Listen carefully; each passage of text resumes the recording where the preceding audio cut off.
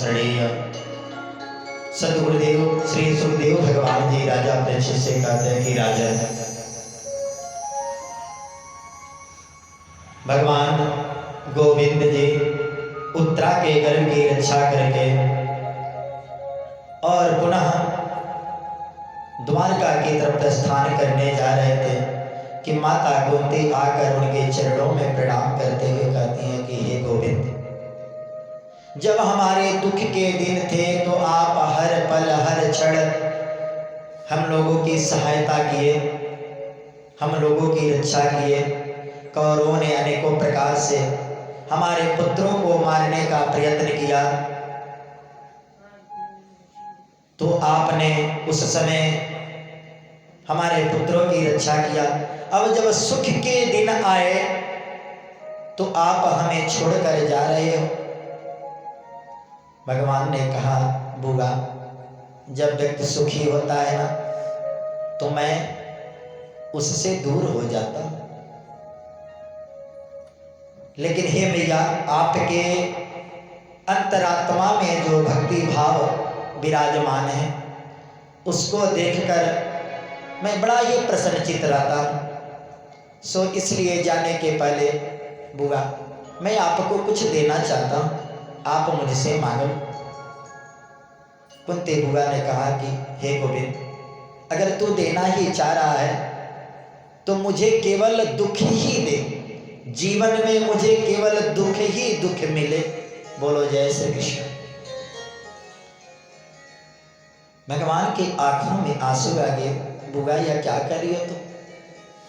लोग भगवान से सुख मांगते हैं, धन वैभव मांगते हैं, हमारी मनोकामना पूर्ण हो जाए, ऐसा वरदान मांगते हैं, लेकिन आपने तो दुख मांगा और पूरा जीवन आपका दुख काटते हुए ही बीता है।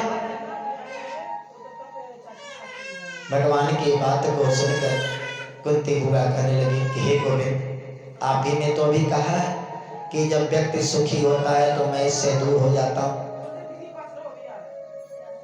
जब दुख पड़ता है तो जीव के मुख से अनायास ही आवाज आते हैं, भगवान मुझे कितना दुख आपने दिया। लेकिन आपको बताएं, भगवान कभी किसी को दुख नहीं देते।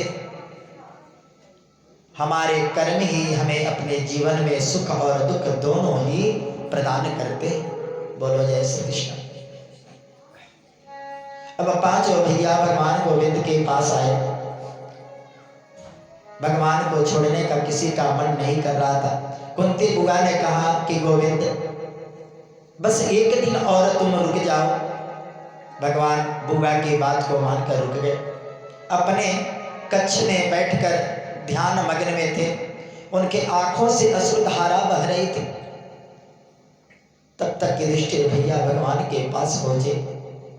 हे गोविंद, आप इतने ध्यान मग्न में डूबे हुए हैं, आपके आंखों से अश्रुधारा बह रही है, कोई बात आपके मन में चल रही है?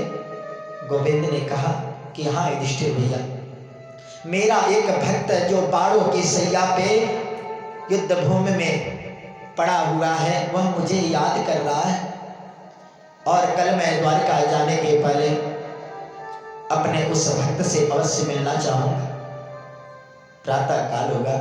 पांचों भैया, माता कुंती और पांचाली, सभी लोग भगवान गोविंद के साथ युद्ध भूमि में विश्व पितामह जी के पास पहुंचे। विश्व पितामह जी भगवान को देखते ही उनके आंखों से अश्रुधारा बहने लगी। हे गोविंद, आपकी कितनी बड़ी कृपा है कि आपके भक्तों के मन में कोई इच्छा उत्पन्न होती